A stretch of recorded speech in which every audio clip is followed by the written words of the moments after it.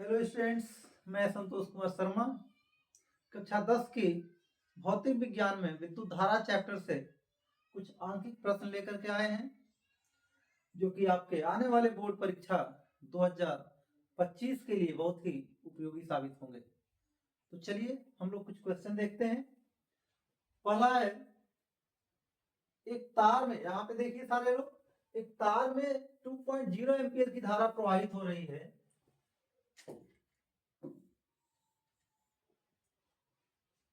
और यह 20 मिनट तक प्रवाहित हो रही है। तार में होकर 20 मिनट में कितना आवेश प्रवाहित होगा ये निकालना है आपको।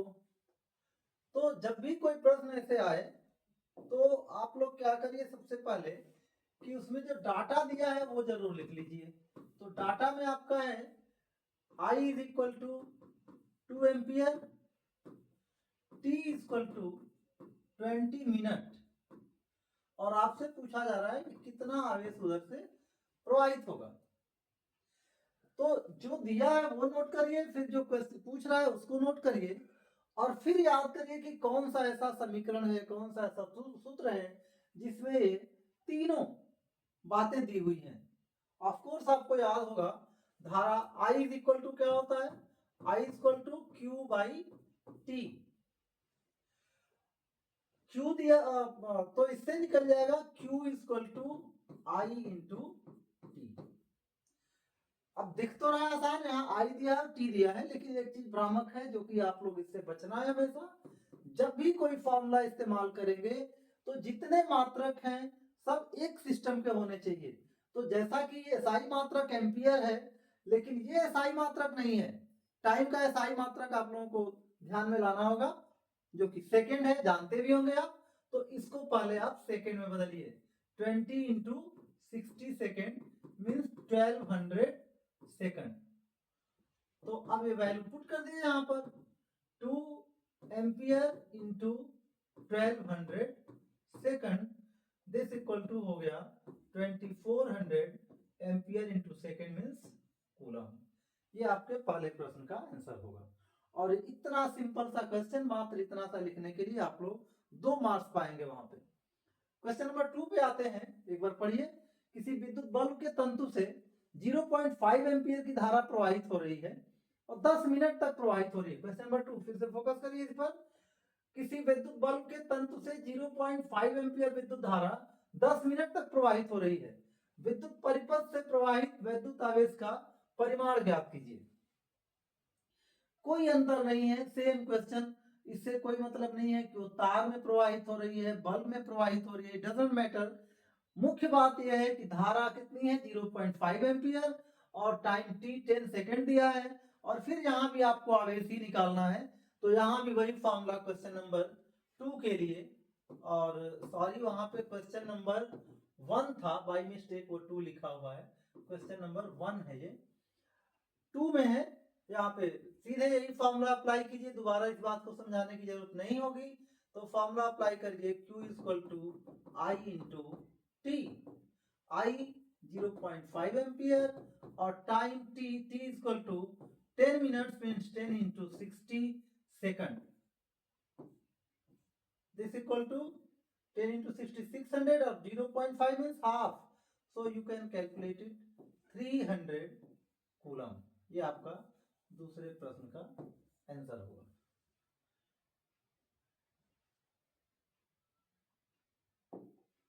आते हैं हम लोग तीसरे प्रश्न पे। तांबे के एक तार से होकर के 50 गुणे 10 की घात 18 मुक्त इलेक्ट्रॉन प्रति सेकंड प्रवाहित हो रहे हैं। चालक में धारा का मान ज्ञात कीजिए। एक बार डेफिनेशन याद करिए, विद्युत धारा क्या होती है। तो विद्युत धारा होती है किसी चालक में प्रति इकाई समय में कितना आवेश पास हो रहा है, यही विद्युत धारा होती है प्रति इकाई समय में। और वो एसआई यूनिट में टाइम के लिए क्या हो जाएगा, सेकेंड। तो वो यहां पर ध्यान दीजिए दिया हुआ है प्रति सेकेंड प्रवाहित हो रहे हैं। तो बस टोटल आवेश जो प्रवाहित हो रहा है यही आपका आंसर हो जाएगा यहां पर।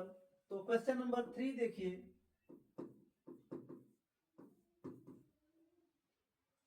यहां क्यू निकालिए। क्यू कितना टोटल आवेश प्रवाहित हो रहा है। तो नंबर ऑफ इलेक्ट्रॉन्स, इलेक्ट्रॉनों की संख्या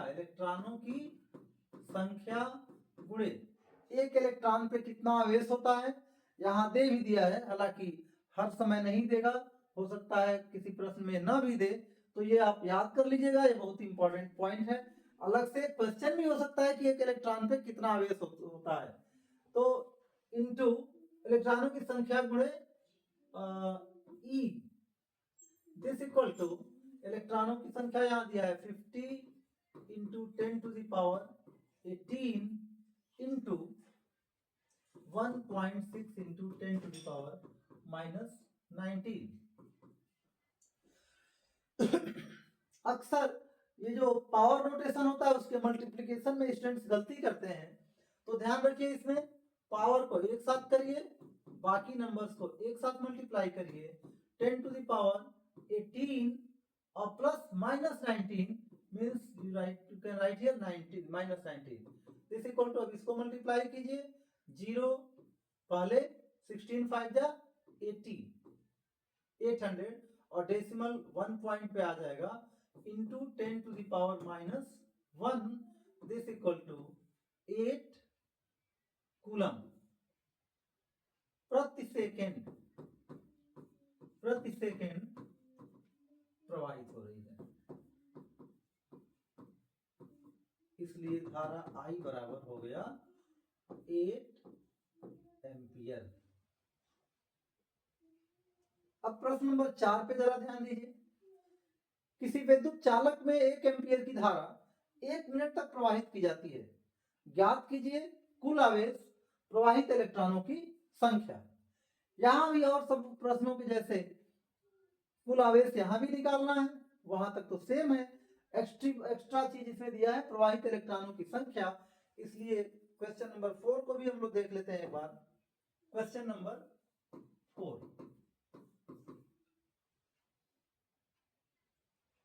I is equal to 1 ampere, T is equal to 1 minute means 60 second, Q is equal to 1 into 60 is equal to 60 coulomb, 60 coulomb.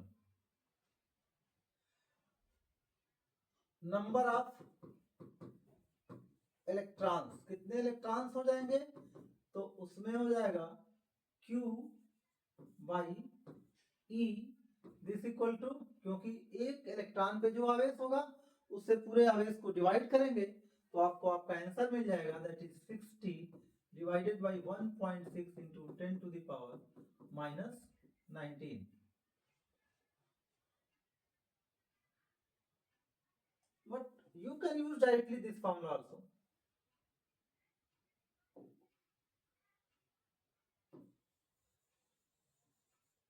This equal to Q is equal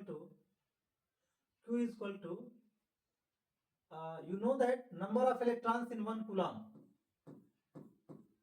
6.25 into 10 to the power 18, this equal to 0, 6 5 is 33, 6 2 is 12, 3 15, 1 6 is 36 and 1 37, decimal at 2 places into 10 to the power 18।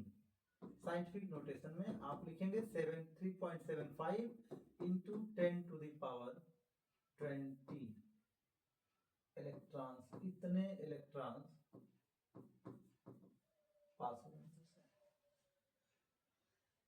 अब कुछ प्रश्न इस तरह के आप लोग अपने मन से करिए, हम लोग इसके बाद अब देखेंगे कुछ दूसरे टॉपिक के questions.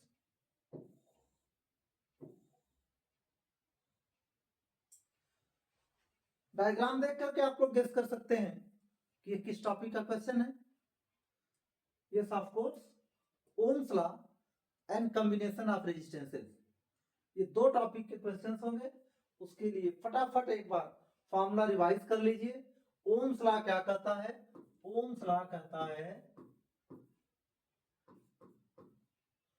V equal to I into R, mathematical form Ohm's law का यही है, V equal to I into R, V directly proportional to I। और सीरीज कॉम्बिनेशन के लिए एक बार याद कर लीजिए, सीरीज कॉम्बिनेशन में क्या डिवाइड होता है, तो सीरीज कॉम्बिनेशन में पोटेंशियल डिवाइड होता है, धारा डिवाइड नहीं होती है। पैरेलल कॉम्बिनेशन में धारा डिवाइड हो जाती है लेकिन पोटेंशियल डिवाइड नहीं होता है। तो जब न्यूमेरिकल करेंगे हम लोग तो वहां पे और देखते रहेंगे। अब उसमें सीरीज कॉम्बिनेशन के लिए फॉर्मूला याद करिए, series combination R is equal to होता है R1 plus R2 plus R3, और पैरेलल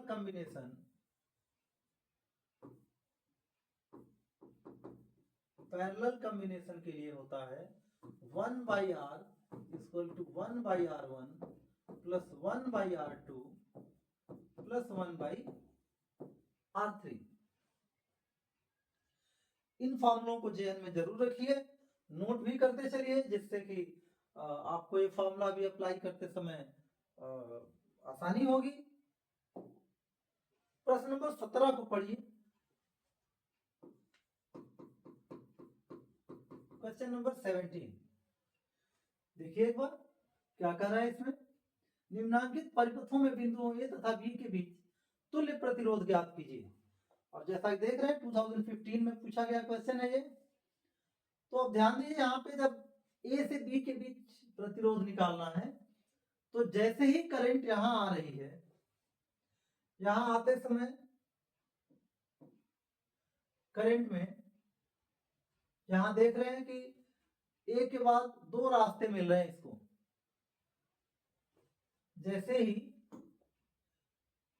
ए पर जा रही है करंट, यहां से इसके पास दो रास्ते मिल रहे हैं, एक इधर की तरफ जाएगी, दूसरी इधर की तरफ जाएगी। तो यहाँ क्या डिवाइड हो रहा है, ये धारा डिवाइड हो रही है यहाँ पर, और धारा डिवाइड हो रही है, इसका मतलब ये दोनों पैरेलल में है, 1 ओम और 2 ओम रेजिस्टेंस पैरेलल में है। अब फिर क्या है, यहाँ सी पर आने के बाद यहाँ करंट में कोई डिवीजन नहीं है, इसका मतलब जो प्रतिरोध 1 ओम और 1 ओम एसी और सीवी के बीच में है, वहां पर कोई धारा का डिवीजन नहीं है, इसका मतलब वो दोनों आपस में सीरीज में है। एक बार फटाफट इसको देखिए।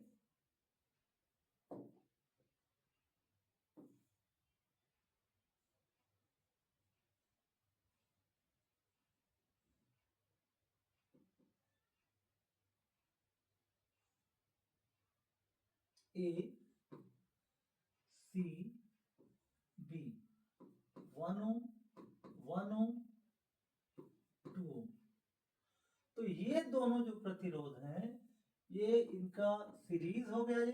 तो इसके लिए R डैश का वैल्यू क्या हो जाएगा, R dash equal to 1 plus 1 equal to 2 ohm.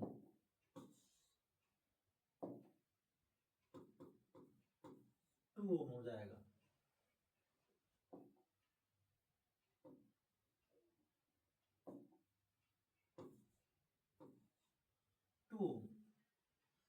अब ये R डैश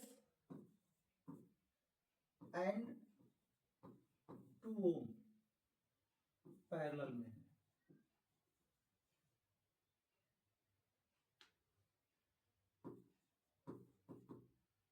इसलिए कुल प्रतिरोध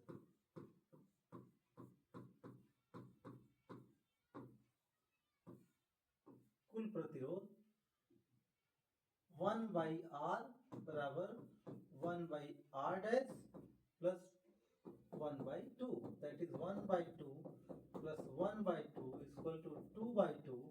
तो आर का वैल्यू हो जाएगा 2 बाई 2 मीन्स या 1 by 1, that is 1। R is equal to 1। अब जरा बी वाला पार्ट देखिए, ये 17 का ए पार्ट था। इसके बाद बी पार्ट पे आ जाइए। तो बी पार्ट में हम क्या देख रहे हैं, बी पार्ट में देख रहे हैं हम कि ये वाला जो पोर्शन है ये अलग है, और यहां से जैसे ही करंट यहां पे आ रही है, एक इधर की तरफ करंट आ रही है, दूसरी उधर जा रही है, मतलब यहाँ पर करंट डिवाइड हो रही है, तो जो डिवाइड हो रही है तो यहाँ पर ये 2 ओम रेजिस्टेंस है, और आप अपनी कन्वीनियंस के लिए इनको R1 दे सकते हैं, इसको R2 दे सकते हैं, और इसको R3 दे सकते हैं। और देख रहे हैं कि R2 और R3 आपस में किसमें है? सीरीज कॉम्बिनेशन में है।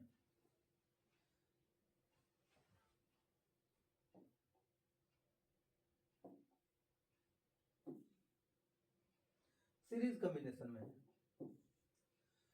तो R2 और R3 के पूरा डिटेल से लिखे हम लोग बी पार्ट का। तो R2 एंड R3 किसमें है? ये सीरीज में, या सॉरी समांतर क्रम में।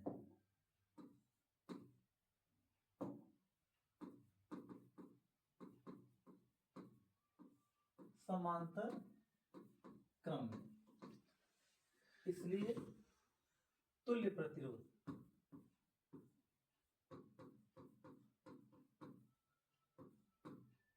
R dash equal to. और एक बात और जान लीजिए, समांतर क्रम में जब दोनों प्रतिरोध बराबर हों तो उनको डिवाइड कर देने से भी जितने प्रतिरोध जुड़े रहते हैं समांतर क्रम में उतने से डिवाइड करते हैं।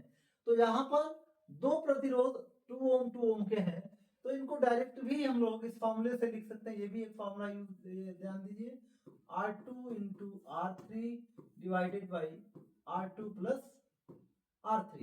ये जब थ्योरी पार्ट चलेगा उसमें आप लोग वीडियो में देख सकते हैं। तो यहाँ पर ये 2 into 2 divided by 2 plus 2 this equal to 4/4 equal to 1 ohm. और आप डायरेक्टली 2 को 2 से डिवाइड करते तो भी आ जाता 1 ओम। अब क्या है, अब आपका तुल्य सर्किट जो होगा, तुल्य परिपथ, ये हो गया आपका, ये R1 इक्वल टू 2 ओम, और ये दोनों के equal to that is R dash is equal to 1 ohm.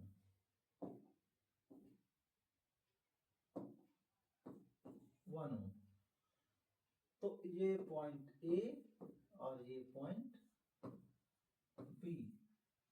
तो तुल्य प्रतिरोध, कुल प्रतिरोध R बराबर 2 प्लस 1 इक्वल टू 3 ओम। जैसा कि फॉर्मूला जानते हैं श्रेणी क्रम में होता है, यहाँ पर लिख भी सकते हैं, दिख भी रहा है, श्रेणी क्रम लिख सकते हैं इसको।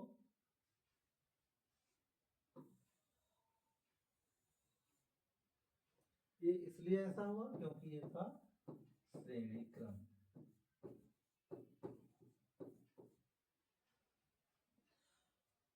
अब आइए प्रश्न नंबर 18 पे।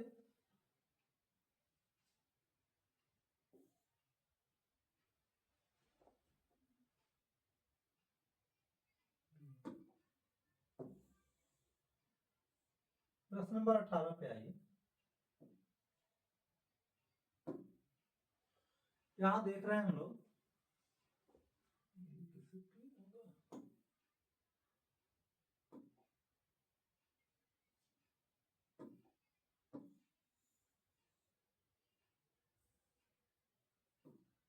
प्रश्न नंबर 18 देखिए, निम्न परिपथ में ए तथा बी के मध्य तथा ए और सी के मध्य प्रभावित प्रतिरोध की गणना करनी है।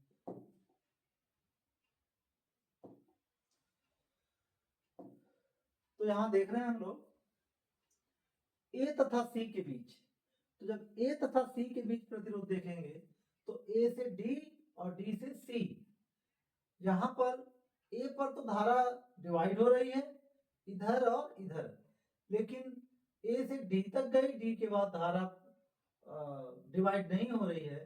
इसका मतलब क्या हो रहा है कि ये 2 ओम और 2 ओम ये दोनों प्रतिरोध श्रेणी क्रम में है। उसी तरह से यहां भी धारा डिवाइड नहीं हो रही है, तो 6 ओम और 2 ओम के प्रतिरोध श्रेणी क्रम में है। और ये फिर इनका कॉम्बिनेशन और इनका कॉम्बिनेशन आपस में समांतर क्रम में होगा। तो हम AC निकालेंगे, फिर देखते हैं हम लोग। तो यहाँ पर एक बार अपनी सहूलियत के लिए इन प्रश्नों में इसको R1 लिख लीजिए, R1, इसको R2, इसको R3 और इसको R4 लिख लीजिए। तो यहां पर हम देख रहे हैं A तथा C के बीच, क्वेश्चन नंबर 18, A तथा C के बीच। तो R1 R2 के तुल्य प्रतिरोध, R1 R2 के तुल्य प्रतिरोध बहुत आसान है, श्रेणी क्रम है ये। तो R डैश इक्वल टू हो जाएगा R2 R1 plus R2, that is 2 + 2 = 4 ओम। जबकि वहीं पे R4 और R3 और R4 के तुल्य प्रतिरोध कितना हो रहा है? तो ये हो रहा है R डबल डैश, श्रेणी क्रम ये भी है, तो 6 + 2 = 8 ओम। अब आपका तुल्य सर्किट जो होगा, इक्विवेलेंट सर्किट जो होगा, यदि ये पॉइंट ए है और दो पार्ट में आ गया, ये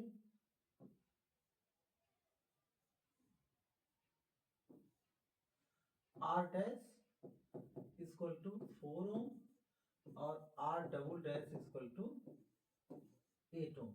और जैसा कि आप देख रहे हैं ये दोनों आपस में समांतर क्रम में है, तो कुल प्रतिरोध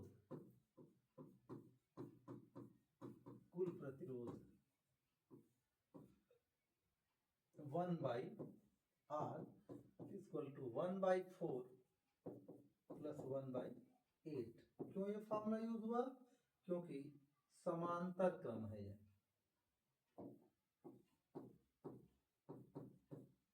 समांतर क्रम। तो ये हो गया, एलसीएम ले लीजिए, 8 यहाँ 2 + 1 equal to 3/8, R equal to 8/3 ohm. ये हो गया ए तथा सी के बीच। एक बार और जल्दी से क्विक रिवीजन इसका करिए। ये दोनों R1 और R2 जैसा कि देख रहे हैं, ये दोनों आपस में श्रेणी क्रम में है। उसी तरह से R4 और R3 भी एक दूसरे के श्रेणी क्रम में है। पहचान क्या है कि यहाँ पे धारा डिवाइड होने के कोई विकल्प नहीं है, तो इनका एक साथ निकाल लिया गया, इन दोनों का प्रतिरोध एक साथ निकाल लिया गया, और उससे फिर उन दोनों का तुल्य प्रतिरोध यहाँ पे देखने से क्या दिखाई दे रहा है? समांतर क्रम में, क्योंकि यहाँ पे अब धारा आने से यहाँ पे डिवाइड हो रही है। वही चीज यहाँ दिखाया गया है, धारा यहाँ पर डिवाइड हो जाएगी इधर की तरफ और इधर की तरफ, इसलिए ये समांतर क्रम होगा। अब दूसरे पार्ट में क्या कर रहा है? ए और अच्छा, यहाँ पे एक चीज देखिए, थोड़ा सा मिस्टेक हुआ। ये ए और सी के बीच हम लोग निकाले पहले, अब निकालेंगे ए और बी के बीच में। थोड़ा सा मिस्टेक हुआ, हम लोग पहले ए और सी के मध्य निकाल चुके हैं, अब निकालें ए और बी के बीच में। तो फिर से एक बार ध्यान दीजिए, जैसे ही धारा यहाँ पर आ रही है तो ये दो भागों में बट रही है, एक 6 ओम में जा रही है, दूसरी 2 ओम में जा रही है। तो ये दोनों आपस में समांतर क्रम में है। लेकिन जब ये धारा आगे जा रही है तो 2 ओम 3 और फिर इसमें that is R1 R2 R3 तीनों में एक ही धारा जा रही है।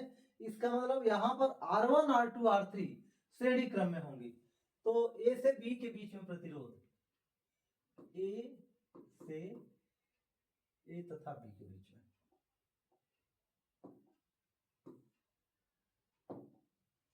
ए तथा बी के बीच प्रतिरोध निकालना है। तो R1 R2 R3 श्रेणी क्रम में, इसलिए तुल्य प्रतिरोध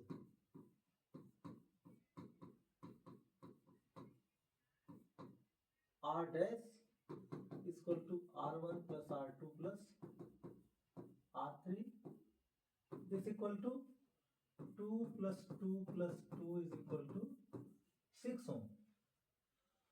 अब R डैश तथा R4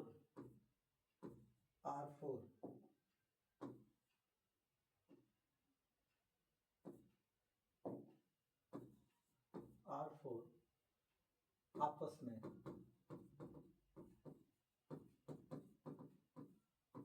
समांतर है, इसलिए कुल प्रतिरोध, नींद आ रही क्या?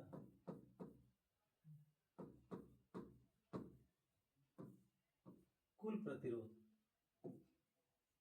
R = R dash into R divided by R dash by R by R, R dash plus R4. This equal to 6 into 6 divided by 6 plus 6. 36 by 12 is equal to 3 ohm. ये आपका इसका आंसर हुआ। अब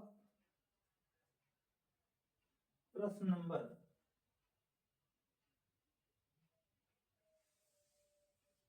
19, क्वेश्चन नंबर 19। ये भी एक अच्छा question है। 12 ओम प्रतिरोध के एक समान परिच्छेद वाले तार को एक वृत्त के रूप में मोड़ा गया है। इस वृत्त के किसी भी व्यास के सिरों के बीच तुल्य प्रतिरोध कितना होगा? अच्छा क्वेश्चन है। तो यहां जरा देखिए क्वेश्चन नंबर 19। ये कोई तार हो गया और इसको पॉइंट ए और दूसरा वाला पॉइंट बी, और ये डायमीटर है। इसका मतलब ये तार दो बराबर हिस्सों में बट गया, और आप जानते हैं कि तार का प्रतिरोध R क्या होता है? ρL/A, that is R is directly proportional to L। तो जैसे इस तार को दो पार्ट में बांटेंगे, डायमीटर दो बराबर भागों में बांटेगी उसको, और इसलिए जो भी प्रतिरोध रहेगा, यदि टोटल प्रतिरोध 12 था तो ये R1 और R2 ये दोनों 12/2 और 12/2 में बट जाएंगे।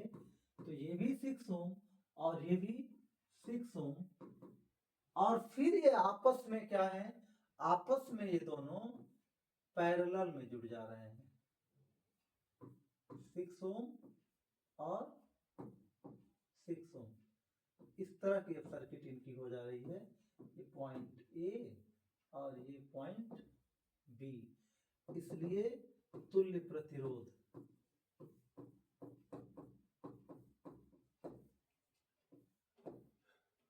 1/R = 1/R1 + 1/R2। और ये भी डायरेक्ट यूज कर सकते हैं। R = R1/2, this equal to 6 ohm/2 is equal to 3 ohm।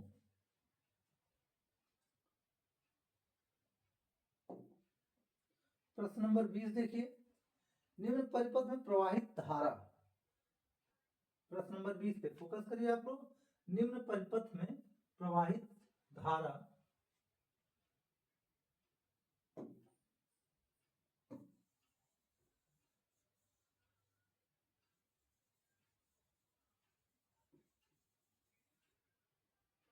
प्रश्न नंबर 20, निम्न परिपथ में प्रवाहित धारा। तो यहां पर वोल्टेज कितना है? 10 वोल्ट। सूत्र क्या होता है?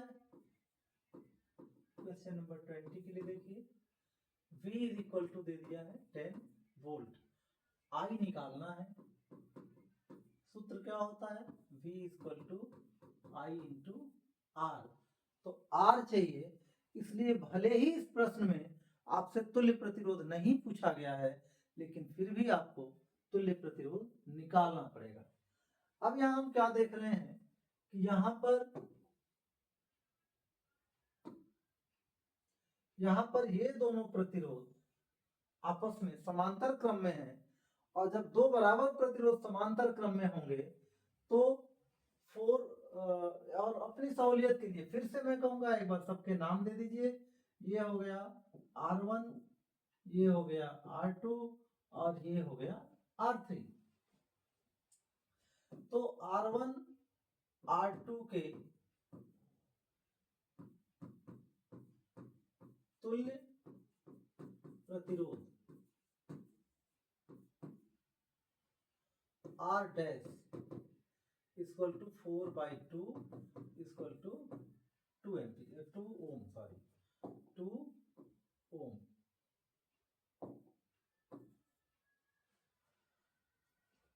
अब R डैश और 2 ओम श्रेणी क्रम में,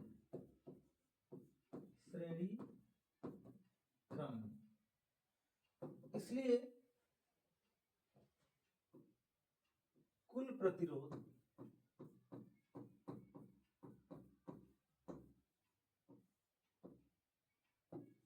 R is equal to R dash plus R3 equal to 2 + 2 is equal to 4 ohm परिपथ में धारा।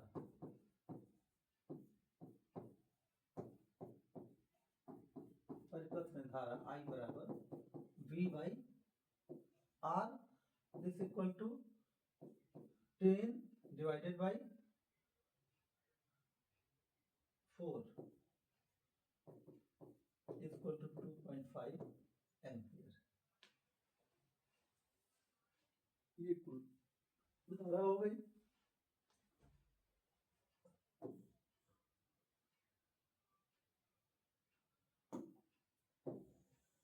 अब प्रश्न नंबर 21 में देखिए, निम्न परिपथ में ज्ञात कीजिए ए तथा बी बिंदुओं के बीच मध्य तुल्य प्रतिरोध, परिपथ में धारा और 3 ओम प्रतिरोध के सिरों के बीच विभवांतर। अच्छा क्वेश्चन है ये। आइए क्वेश्चन नंबर ए देखते हैं। क्वेश्चन नंबर 21 ए।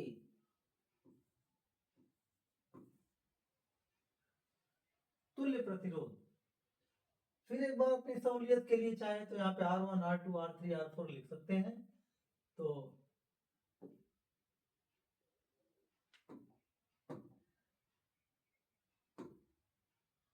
R1 R2 R3 और ये R4।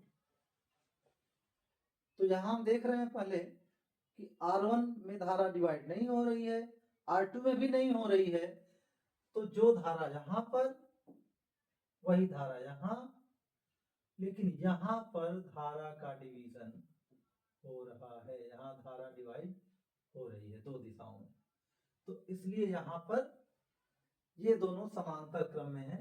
तो पहले लिखेंगे हम लोग R2 R3 और R4 के तुल्य प्रतिरोध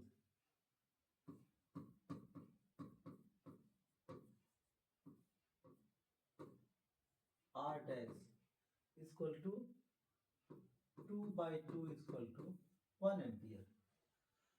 अब R1 R2 और R dash R3 R1 R2 not R3 R dash श्रेणी क्रम,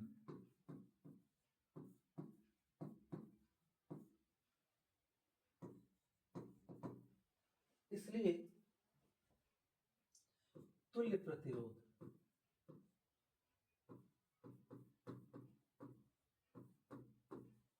R is equal to 3 + 1 + 1 equal to 5 ओम।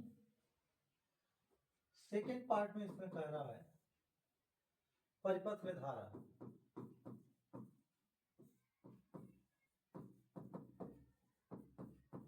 कितना हो जाएगा?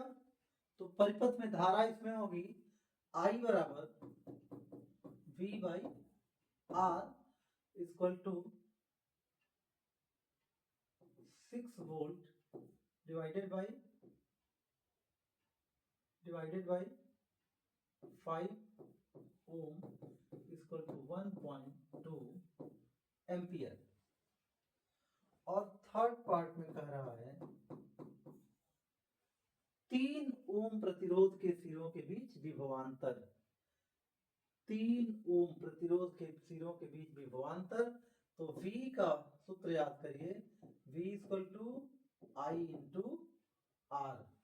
और एक बात और ध्यान देनी है कि R1 इक्वल टू 3 ओम, इसमें कितनी धारा प्रवाहित हो रही है?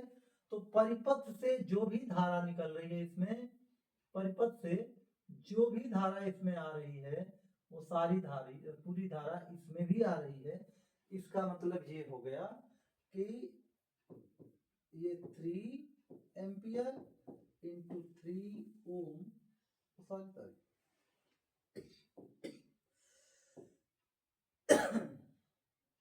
1.2 एम्पियर, 12×3=36, दैट इज